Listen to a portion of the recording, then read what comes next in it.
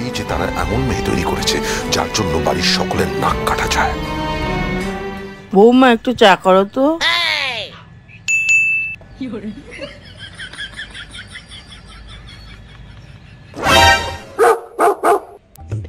বলছি 3 কাপের বেশি জল নিও না, 1 কাপ দুধ দিও কিন্তু, আর 1 চামচ চা পাতা, বেশি লিকার যেন না হয়। বলছি 2 চামচ চিনি দিও। না আসলে তুমি তো চায় চিনি খাও না, তাই বলে দিচ্ছি। আমি একটু আসছি। কি গো, চা হয়ে গেছে? এই তো বসিয়েছি তো। প্রেসার কুকারে? হ্যাঁ, আমি যেটা পেয়েছি সেটাতেই বসিয়েছি। এই গ্যাসটা জ্বালাবে না? তুমি আমাকে জ্বালাতে বলেছিলে নাকি? আরে গ্যাস জ্বালানোর কথাটাও আমাকে বলে দিতে হবে? আজকে মা বৌমার হাতে প্রেসার কুকারে বানানো চা খাবে।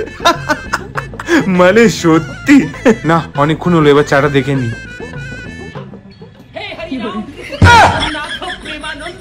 কি হলো, হয়নি?